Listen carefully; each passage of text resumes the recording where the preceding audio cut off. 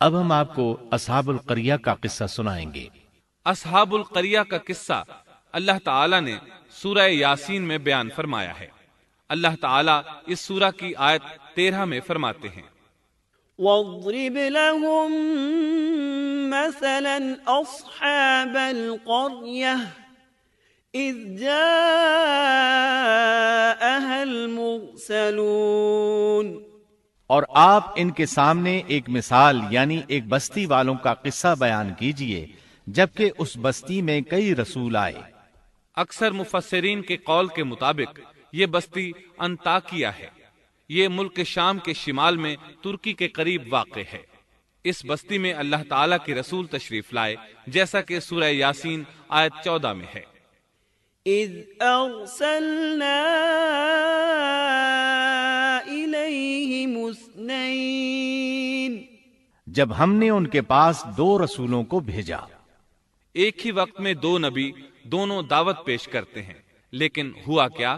اللہ فرماتے ہیں، فَكَذَّبُوهُمَا فَعَزَّزْنَا بِثَالِثٍ فَقَالُوا إِنَّا إِلَيْكُمْ مُرْسَلُونَ۔ سو ان لوگوں نے اول دونوں کو جھٹلایا، پھر ہم نے تیسرے سے تائید کی، سو ان تینوں نے کہا کہ ہم تمہارے پاس بھیجے گئے ہیں۔ مطلب یہ کہ 3 نبی بیک وقت انہیں اللہ کا پیغام سناتے رہے۔ ایک قول کے مطابق ان تینوں کے نام صادق، صدوق اور شلوم تھے۔ واللہ عالم۔ انہوں نے اپنی قوم کو توحید کی دعوت دینی شروع کی، انہیں ڈرانا شروع کیا اور یہ اعلان بھی کیا، وَمَا عَلَيْنَا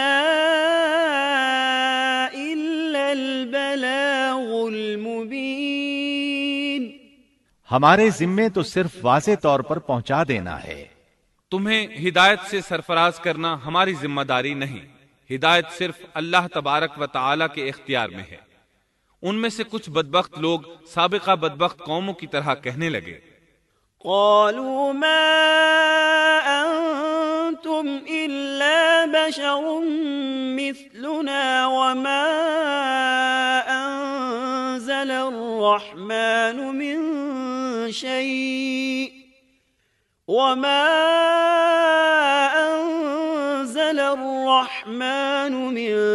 شيء إن أنتم إلا تكذبون۔ ان لوگوں نے کہا تم تو ہماری طرح معمولی آدمی ہو اور رحمان نے کوئی چیز نازل نہیں کی، تم نرا جھوٹ بولتے ہو۔ انبیاء کرام ان لوگوں کو دعوت حق دیتے رہے، توحید کا پیغام سناتے رہے، لیکن وہ لوگ اپنے کفر ہی پر ڈٹے رہے۔ قالوا إنا تطيرنا بكم لئن لم تنتهوا لنرجمنكم وليمسنكم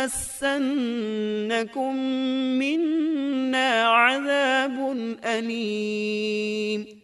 انہوں نے کہا کہ ہم تو تمہیں منحوس سمجھتے ہیں، اگر تم باز نہ آئے تو ہم پتھروں سے تمہارا کام تمام کر دیں گے اور تمہیں ہماری طرف سے سخت تکلیف پہنچے گی۔ پہلے تو انہیں منحوس قرار دیا، پھر سنسار کرنے کی دھمکی دی، سخت سزا کی باتیں کرنے لگے۔ انبیاء نے انہیں جو جواب دیا سورہ یاسین آیت 19 میں اس طرح ہے، قالوا طائركم معكم أئن ذكرتم بل أنتم قوم مسرفون۔ ان رسولوں نے کہا کہ تمہاری نحوست تمہارے ساتھ ہی لگی ہوئی ہے، کیا اس کو نحوست سمجھتے ہو کہ تمہیں نصیحت کی جائے، بلکہ تم حد سے نکل جانے والے لوگ ہو۔ مطلب یہ تھا کہ تم سابقہ قوموں سے بھی آگے بڑھ چکے ہو، ان تمام حدوں کو پھلانگ چکے ہو جن کی وجہ سے سابقہ قومیں تباہ و برباد ہوئیں۔ اب تم نے اس آخری حد کو چھو لیا ہے جس پر عذاب آ جایا کرتا ہے۔ اب بھی وقت ہے، ہماری بات مان لو۔ یہ بحث ہو رہی تھی کہ ایک آدمی وہاں آ پہنچا، اس نے خطرہ محسوس کر لیا تھا، جان چکا تھا کہ یہ قوم بھی سابقہ قوموں کی طرح حدود کو پھلانگ چکی ہے، اسے عذاب آتا محسوس ہو رہا تھا۔ اکثر مورخین کا کہنا ہے کہ وہ شخص حبیب نجار تھا۔ سورہ یاسین آیت 20 میں ہے۔ وجاء من أقصى المدينة رجل يسعى، اور ایک شخص اس شہر کے آخری حصے سے دوڑتا ہوا آیا۔ وہ شہر کے دور کنارے پر کاروبار کرتا تھا۔ اس نے محسوس کیا کہ عذاب بالکل قریب پہنچ چکا ہے۔ وہ وہاں سے دوڑتا ہوا ان لوگوں تک پہنچا۔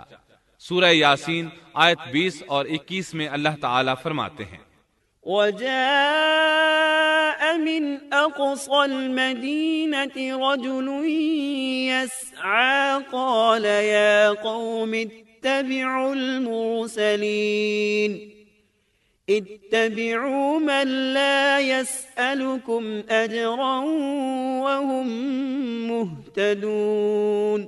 اور ایک شخص اس شہر کے آخری حصے سے دوڑتا ہوا آیا اور کہنے لگا، اے میری قوم، ان رسولوں کی راہ پر چلو، ایسے لوگوں کی راہ پر جو تم سے کوئی معاوضہ نہیں مانگتے اور وہ راہ راست پر ہیں۔ مطلب یہ کہ رسول تو تمہیں نیکی اور بھلائی کا حکم دیتے ہیں، کسی برائی کا حکم تو نہیں دیتے۔ ان کا اخلاق بھی عظیم ہے، یہ تم سے کسی اجرت کا سوال بھی نہیں کرتے۔ اس کے بعد اس نے جو کہا آیت 22 اور 23 میں مذکور ہے، وما لي لا أعبد الذي فطرني وإليه ترجعون أأتخذ من دونه آلهة إن يردني الرحمن بضر لا تغن عني شفاعتهم شيئا ولا ينقذون۔ اور مجھے کیا ہو گیا ہے کہ میں اس کی عبادت نہ کروں جس نے مجھے پیدا کیا، اور تم سب اسی کی طرف لوٹائے جاؤ گے۔ کیا میں اسے چھوڑ کر ایسوں کو معبود بناؤں کہ اگر رحمان مجھے کوئی نقصان پہنچانا چاہے تو ان کی سفارش مجھے کچھ بھی نفع نہ پہنچا سکے اور نہ وہ مجھے بچا سکیں۔ یہ جھوٹے معبود تو مجھے بچانے یا چھڑوانے کی ذرا بھی طاقت نہیں رکھتے۔ اگر اللہ تعالیٰ مجھے کسی طرح کی تکلیف پہنچانا چاہیں تو یہ میرے کچھ بھی کام نہیں آ سکتے۔ سورہ یاسین آیت 24 اور 25 میں آتا ہے، انی اذا لفی ضلال مبین انی آمنت بربکم فاسمعون۔ پھر تو میں یقیناً کھلی گمراہی میں ہوں، میری سنو، میں تو سچے دل سے تم سب کے رب پر ایمان لا چکا۔ یہ باتیں سن کر قوم کے لوگ غصے میں آ گئے اور کہنے لگے، اچھا کیا تو بھی ان کے ساتھ ہے؟ غصے میں اس پر پل پڑے اور نیچے زمین پر پٹخ دیا۔ لوگ اسے مارنے پیٹنے، اس کے اوپر چڑھ کر کودنے لگے۔ ابن عباس رضی اللہ عنہما بیان کرتے ہیں کہ اس کے پیٹ پر چڑھ کر کودنے لگے، یہاں تک کہ اس کی آنتیں باہر نکل آئیں۔ بالآخر انہوں نے اسے شہید کر دیا۔ سورہ یاسین آیت 26 میں ہے، قیل ادخل الجنہ، ارشاد ہوا جا جنت میں داخل ہو جا۔ یعنی اس سے فوراً ہی یہ کہہ دیا گیا کہ جنت میں داخل ہو جا، کیونکہ وہ شہید ہوا تھا۔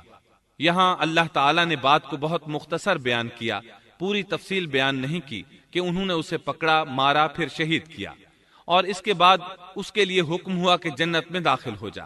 اور یہ بالکل واضح بات ہے، وہ فوراً جنت میں داخل ہو گیا، اور جو ہی وہ جنت میں داخل ہوا کہنے لگا، قال يا ليت قومي يعلمون بما غفر لي ربي وجعلني من المكرمين۔ کہنے لگا کاش میری قوم کو بھی علم ہو جاتا کہ میرے پروردگار نے مجھے بخش دیا اور مجھے عزت داروں میں شامل کر دیا۔ بس شہید ہوتے ہی سب گناہ ختم ہو گئے۔ اللہ کے راستے میں شہادت سے بڑھ کر کوئی شہادت ہو بھی تو نہیں سکتی۔ اللہ تعالیٰ کی بارگاہ میں دعا ہے وہ ہم سب کو بھی اپنی راہ میں شہادت نصیب فرمائے، اس لیے کہ شہید کو اللہ کی طرف سے وہ اعزاز اور اکرام ملتا ہے جو کسی اور کو نصیب نہیں ہوتا۔ اب اس قوم کی سنیے جس نے اسے شہید کیا تھا۔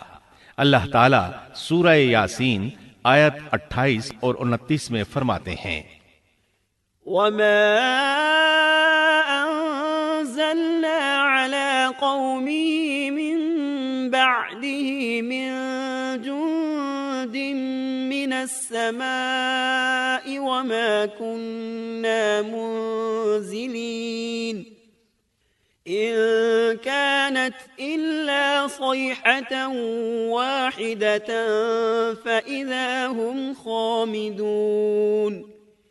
اس کے بعد ہم نے اس کی قوم پر آسمان سے کوئی لشکر نہیں اتارا اور نہ اس طرح ہم اتارا کرتے ہیں، وہ تو صرف ایک زور کی چیخ تھی کہ یکایک وہ سب بجھ بجھا گئے۔